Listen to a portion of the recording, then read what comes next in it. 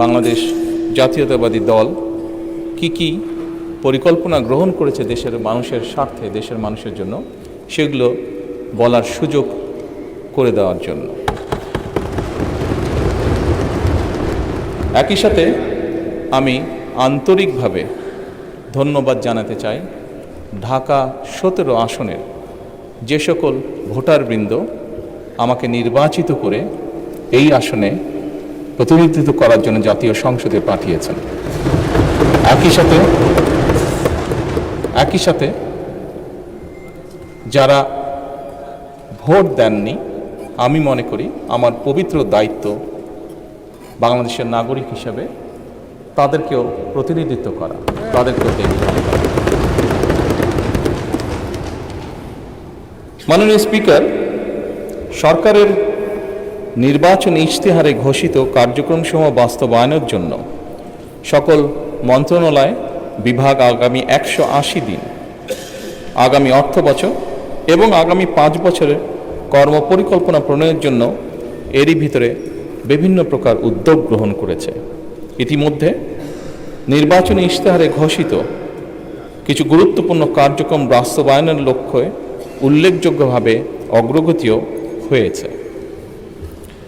প্রান্তিক ও নিম্ন আয়ের পরিবারগুলোকে, যেখানে বাংলাদেশের অধিকাংশ পরিবারই প্রান্তিক বা নিম্ন আয়ের পরিবারের সদস্য, এই পরিবারগুলোকে প্রাথমিক পর্যায়ে 13টি জেলায় প্রায় 37,814টি নারী প্রধান পরিবারকে ফ্যামিলি কার্ড প্রদান কার্যক্রম শুরু হয়েছে। মাননীয় স্পিকার, একই সাথে কৃষকের সার্বিক সুরক্ষা প্রদানের জন্য সরকার কৃষক কার্ড প্রদানের উদ্যোগও গ্রহণ করেছে। প্রাথমিক পর্যায়ে কৃষি সম্প্রসারণ অধিদপ্তরের মাধ্যমে বাংলাদেশের 8টি বিভাগের 10টি জেলার 11টি উপজেলায় 11টি ব্লকে পাইলটিং কাজ শুরু হয়েছে। এছাড়া নির্বাচনী অঙ্গীকার বাস্তবায়নের লক্ষ্যে ইতিমধ্যে সরকার শস্য, ফসল, পশুপালন ও মৎস্য খাতে 10,000 টাকা পর্যন্ত কৃষি ঋণ এরই মধ্যে মওকুফ করেছে। মাননীয় স্পিকার, সরকারের নির্বাচনী ইশতেহার বাস্তবায়নের প্রাথমিক পর্যায়ে ঈদ উল ফিতরের পূর্বেই যা আমরা দেশের মানুষের কাছে প্রতিশ্রুতি দিয়েছিলাম, ঈদ উল ফিতরের পূর্বেই 3,995 জন ইমাম, 2,975 জন মুয়াজ্জিন, 2,604 জন খাদেম এবং হিন্দু মন্দিরের 114 জন পুরোহিত, 83 জন সেবায়িত, বৌদ্ধ বিহার বা প্যাগোডার 15 জন অধ্যক্ষ এবং 16 জন উপাধ্যক্ষ, সর্বমোট 9,102 জন উপকারভোগীর ব্যাংক অ্যাকাউন্টে নির্বাচনী প্রতিশ্রুতি অনুযায়ী সম্মানী পৌঁছে দেওয়া হয়েছে। মাননীয় স্পিকার, ই হেলথ কার্ড প্রদান বিষয়ে পাইলটিং কার্যক্রমের আওতায় খুলনা জেলায় ই হেলথ কার্ড প্রদানের জন্য একটি প্রকল্প অনুমোদন প্রক্রিয়াধীন রয়েছে। সরকারের নির্বাচনী ইশতেহার অনুযায়ী আগামী 5 বছরে ইনশাআল্লাহ 20,000 কিলোমিটার খাল খনন পুনর্খনন কর্মসূচি গত 16 মার্চ 2026 হতে বাস্তবায়ন শুরু হয়ে গিয়েছে। এর মধ্যে জুন 2026 পর্যন্ত পানি সম্পদ মন্ত্রণালয়, স্থানীয় সরকার বিভাগ ও কৃষি মন্ত্রণালয় 1204 কিলোমিটার খাল খনন পুনর্খনন করবে ইনশাআল্লাহ। এছাড়া দুর্যোগ ব্যবস্থাপনা ও ত্রাণ মন্ত্রণালয় কর্তৃক 2026 সাল পর্যন্ত কাবিখা, কাবিটা, টিআর এই সকলের মাধ্যমে 1500 কিলোমিটার খাল খনন পুনর্খনন সংস্কারের কাজ হবে ইনশাআল্লাহ। মাননীয় স্পিকার, সামগ্রিক বিশ্বে পরিবেশ একটি সিরিয়াস কনসার্ন হয়ে দেখা দিয়েছে। আমরা ইনশাআল্লাহ 5 বছরে 25 কোটি বৃক্ষরোপণ ও সবুজ কর্মসংস্থান সৃষ্টির লক্ষ্যে বনায়ন সৃজনের জন্য ইতিমধ্যে 1,50,00,000 বিভিন্ন প্রজাতির চারা উৎপাদন করা হয়েছে। এই উৎপাদিত চারাসমূহ চলতি বছর আসন্ন বর্ষা মৌসুমে ইনশাল্লাহ রোপণ করা হবে। মাননীয় স্পিকার,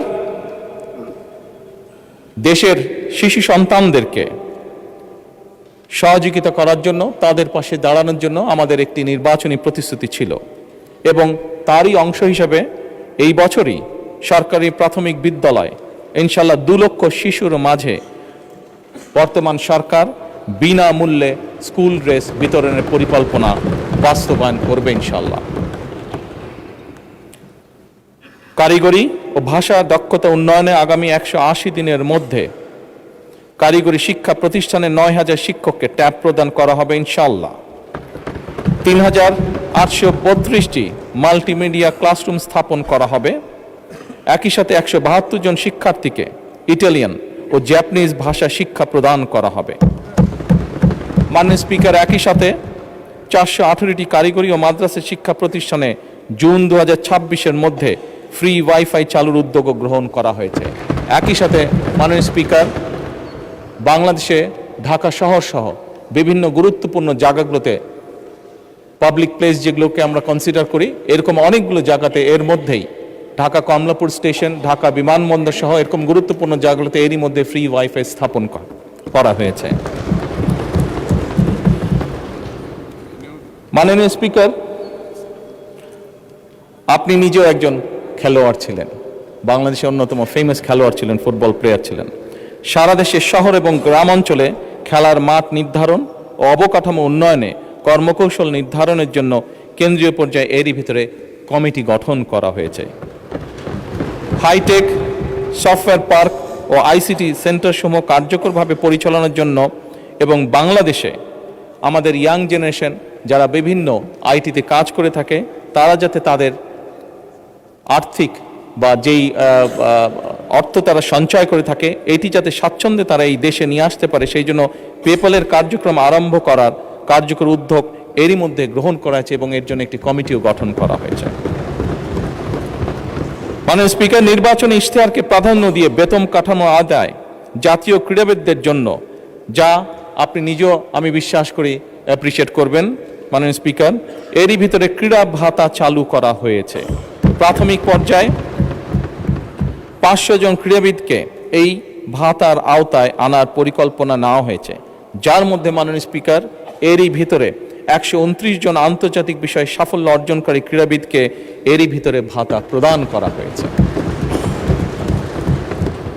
মাননীয় স্পিকার, ল্যাঙ্গুয়েজ স্টুডেন্ট ভিসায় বর্তমান জামানতবিহীন যে ঋণ ছিল তার সীমা যাতে আমাদের ছাত্ররা, আমাদের ইয়াং জেনারেশনের সদস্যরা যাতে সহজেই বিদেশে যেতে পারে এই কর্মসূচির আওতায়, তার জন্য তাদের ঋণ সীমা 3 লক্ষ থেকে 10 লক্ষ টাকায় উন্নীত করা হয়েছে। জাপানগামী শিক্ষার্থীদের জন্য ভিসা সিওই এর ভিত্তিতে এই ঋণ প্রদান সহজকরণ করা হয়েছে আগের থেকে অনেক। মাননীয় স্পিকার, আপনাকে আন্তরিক ধন্যবাদ। ধন্যবাদ মাননীয় প্রধানমন্ত্রী।